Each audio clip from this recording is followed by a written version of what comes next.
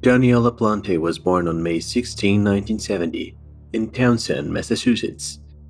There's not much information about his childhood, but he lived with his mother and stepfather, Elaine and David Moore, as well as two brothers, Stephen and Matthew.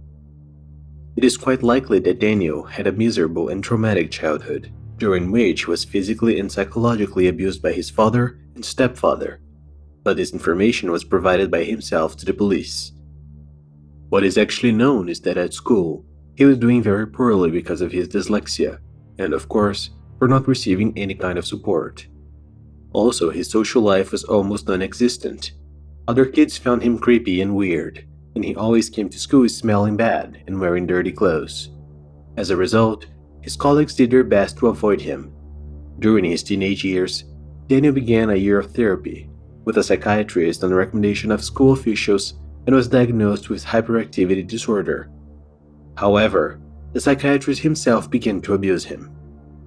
The abuses lasted more than a year.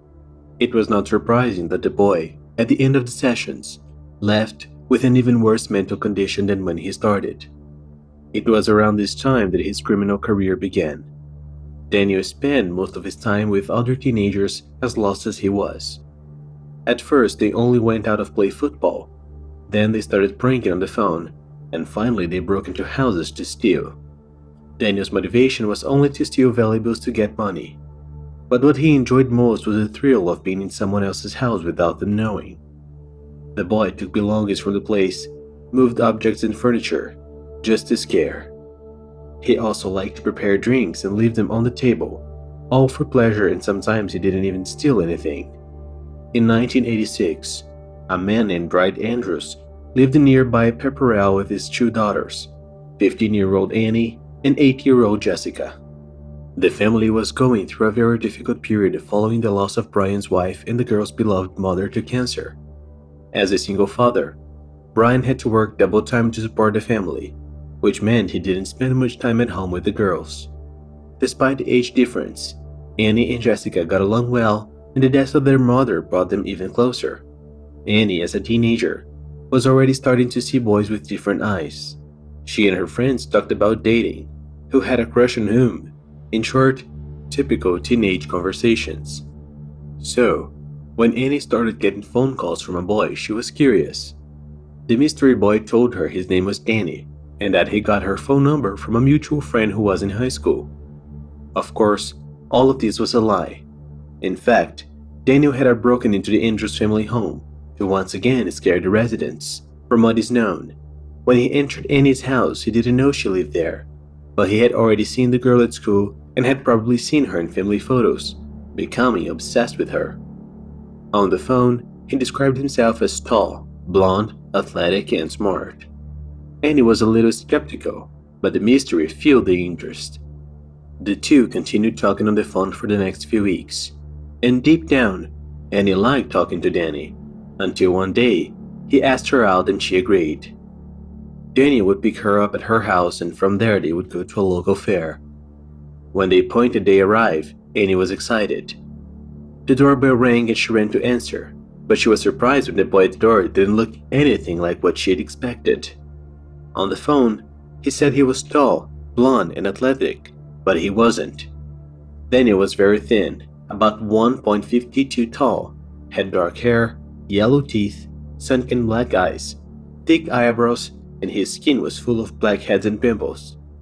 Smiling, he introduced himself as Danny. Annie, trying to hide her dismay, still went to the meeting. She felt more vibrations from the moment she laid eyes on him. As they walked through the fair, Annie told Danny about her family, mentioning her mother's recent death. This was like flipping a power switch in his brain. His eyes lit up, and he was suddenly extremely excited.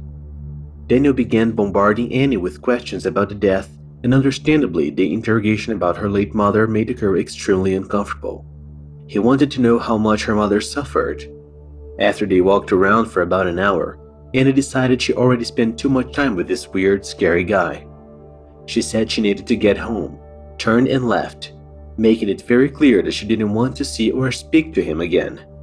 Several days later, Annie and her sister were leaving the house when they started talking about their mother. They remembered the stories she told and the good times they had together. So the two had an idea. They would do a spiritist session. Deep down, it was all a joke. They didn't expect anything to happen. But as they had nothing to do, they decided to try. The sisters went down the basement and did what they thought they knew to summon a spirit, like lighting candles, holding hands, and singing some songs their mother always sang. They weren't talking too seriously, but they needed a distraction. Suddenly, Brian came from work. The two of them hurried to tidy up and went upstairs to talk to their father. Annie and Jessica lay talking until late at night when they began to hear the sound of knocking on the walls. The beats had a certain rhythm. It wasn't random. They began to think that perhaps the sounds had really evoked their mother's spirit. The two girls sat on the bedroom floor and listened to the knocking. They were stunned and happy, believing it was a manifestation of their mother. Their excitement was short-lived. The knocks became constant and only happened when they were home alone or late at night when their father was sleeping. It was becoming disturbing to the point that the girls lost sleep and spent the night scared. It didn't take long for objects and furniture to start moving around the house or disappearing. For example, one of the girls would put food on the kitchen counter, leave the room for 5 minutes, and when she came back it was gone. They told their father what was happening and that they believed there was a ghost in the house, but he didn't pay much attention to them. The sisters said it was their mother, but Brian reassured them. He said it was nothing. One night the sisters were alone in the house and the knocking started again. But this time, it looked like it was coming from under them. Annie grabbed a kitchen knife and the two went down to the basement.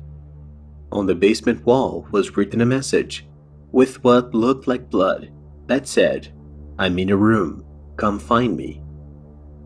Completely terrified, Annie and Jessica ran upstairs out of the house and went to ask a neighbor for help, who let them stay there until their father got home from work. Brian was sure his daughters were playing with him and was convinced that all the strange occurrences, including the writing on the wall, which he discovered to be ketchup, were the work of Annie and Jessica. Maybe they were just trying to get his attention because they feel so alone. He then decided to take his daughters to a therapist.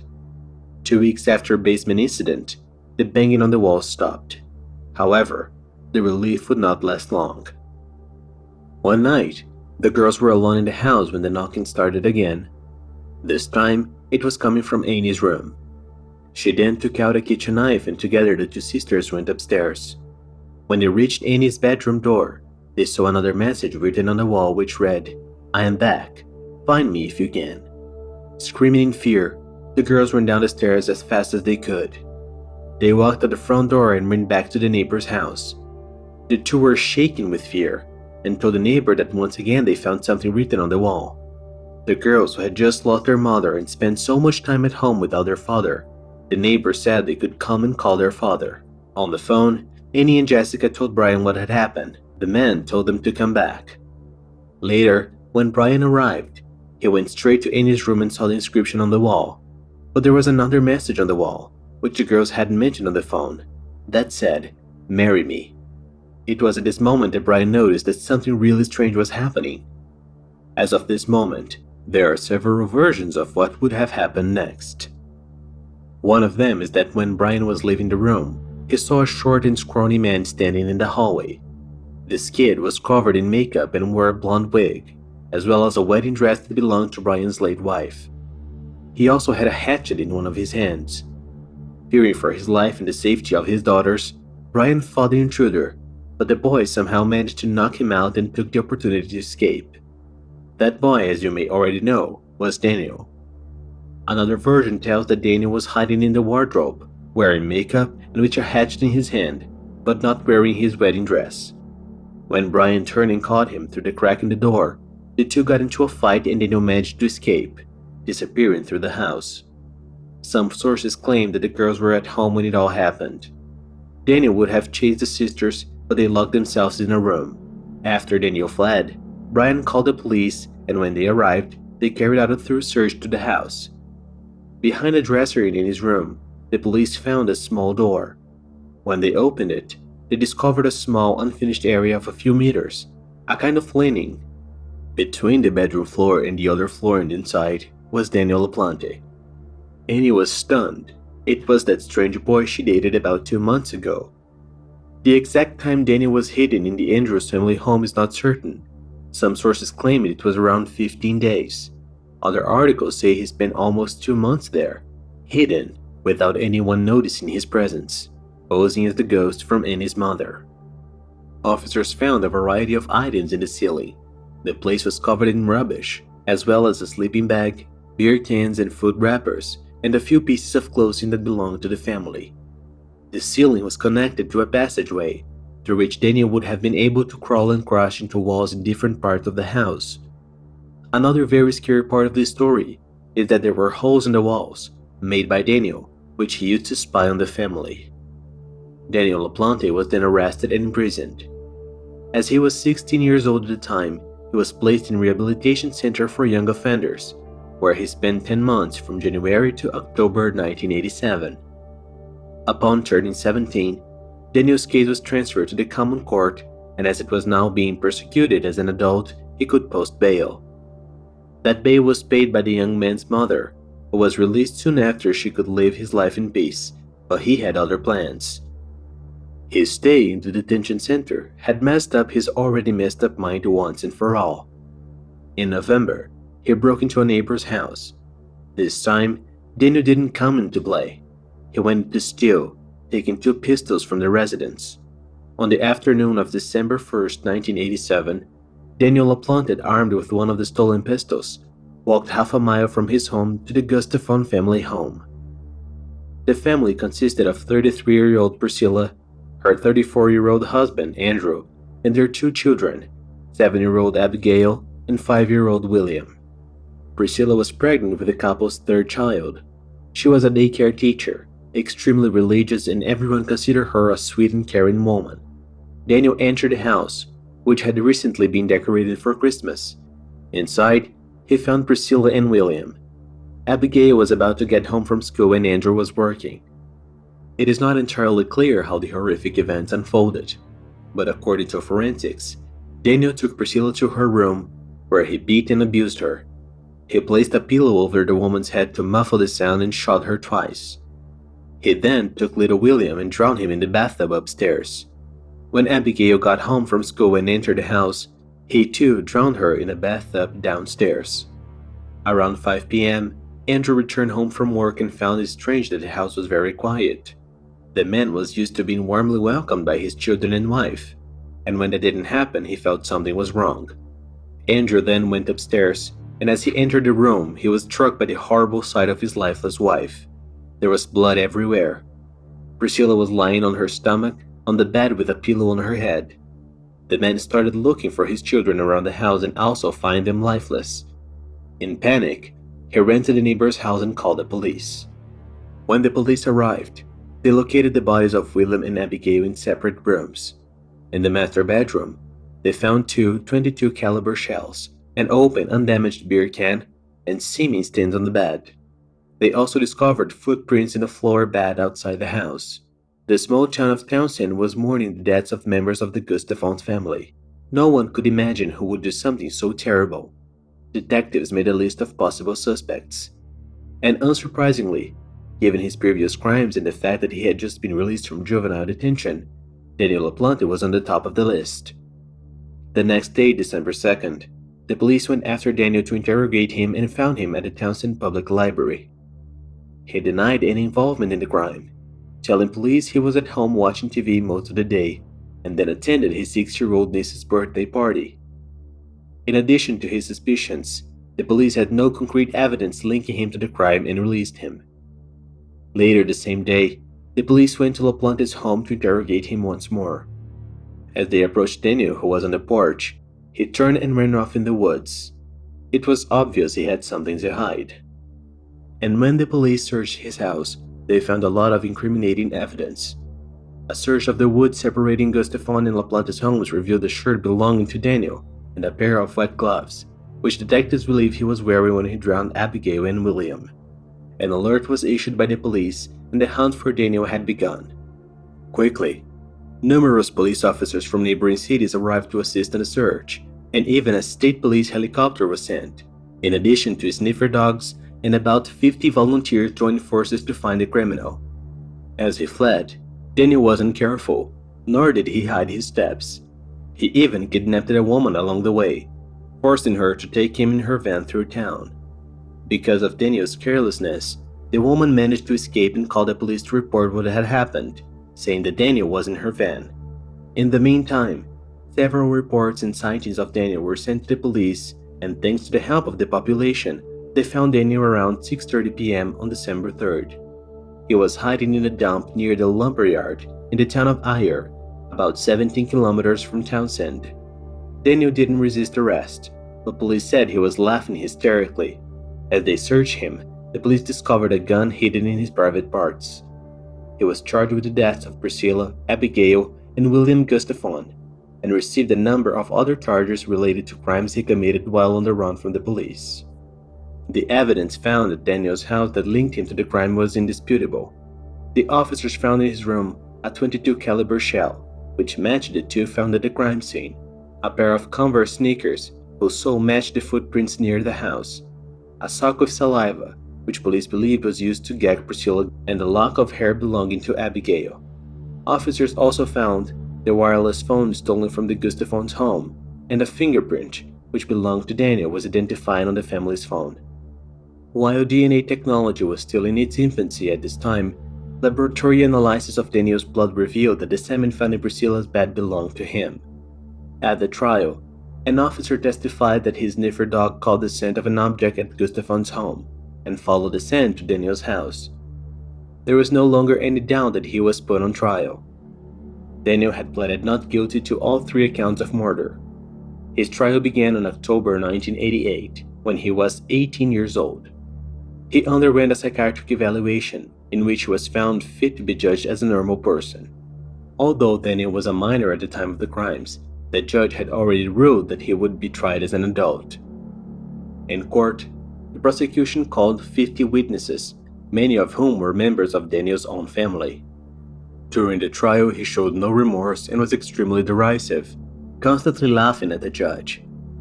In an attempt to move the jury, the defense attorney justified that his client had a bad childhood, in which he was abused in all kinds of ways by different people, including his father, stepfather, and therapist. This defense strategy didn't work, and Daniel was found guilty on all accounts after about 5 hours of jury deliberation. The judge sentenced him to 3 consecutive life sentences without parole. Upon receiving the sentence, Daniel didn't show any reaction. In fact, he seemed to be enjoying the whole situation. He was incarcerated at Norfolk Prison in Massachusetts. In 1993, he pleaded his conviction, claiming that search and seizure warrants on his home shouldn't have been granted, but his appeal was denied. Daniel was just a troubled teenager on the loose, as well as a difficult inmate to deal with in prison. In 2000, he requested his transfer as he was being threatened with death by other detainees. His request was not granted, and he had to be isolated from other inmates. Because of this, he was banned from having access to the prison library, as there was a high chance that other inmates would catch him there. Even though it was a measure of his own safety, Daniel didn't accept and decided to sue the Norfolk Prison Directorate, claiming that they were preventing him from gaining access to knowledge. And the most absurd thing is that he won this lawsuit and received a compensation of $450. In addition to these things, Daniel was constantly punished for trafficking adult content in jail, which is illegal. In 2013, Daniel claimed that he was not authorized to properly exercise his faith, and he tried again to sue the Norfolk Prison Director, but this time he didn't win. In 2017, aged 46, he appealed for a reduced sentence after the Supreme Court ruled that people who committed crimes when they were minors could not be sentenced to life in prison without parole. He had been in prison for 30 years and hoped his sentence could be changed. If that had happened, he would have become eligible for parole in 2017. But since that didn't happen, he won't become eligible until 2032. After a breath of humanity, Daniel apologized to the Gustafson family during the hearing, saying, "I have no words to fully express my deep sadness, but I'm really sorry for the harm I've caused. Words cannot capture what I did. I took 3 innocent lives. Because of me, a 5-year-old boy will never turn 6, and a 7-year-old girl will never turn 8. Because of me, A woman would never be able to give birth to her third child. I'll stole the first breath of an unborn child. A husband will never be able to hear from his family again, "I love you. I deeply regret it. Please forgive me. From the very essence of who I am, from the bottom of my soul, I am sorry." However, this apology felt superficial and false. For many, he was just doing what he thought he needed to do or was being guided by his lawyers. While apologizing, he didn't show any reaction and seemed to almost fluff as he spoke. In 2019, he requested a new hearing to obtain parole, but his request was denied.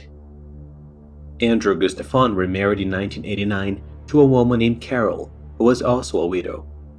They wore 2 rings each to remember the deceased spouses. The couple had 2 daughters, Holly and Laura. Andrew left his law firm and began working in the state as a child advocate, where he served for 12 years. In May 2014, Andrew Gustafson died of cancer at age 60. On his deathbed, he reportedly said, "Never let him out. He must rot in prison." We often say that truth is stranger than fiction, and Daniel LaPlante's story looks like it's straight out of a horror movie. In fact, the Daniel LaPlante case has evolved over the years into urban legend status. Some reports claim the incidents that took place between 1986 and 1987 were deliberately exaggerated by the media. But similarly, other reports claim that everything happened as it was told to you today. He is responsible for the trauma caused to several victims in a series of bizarre acts that even seem like a lie, but unfortunately are not. Well folks, that's it. Thank you so much for watching until the end. Best wishes, and I see you next time.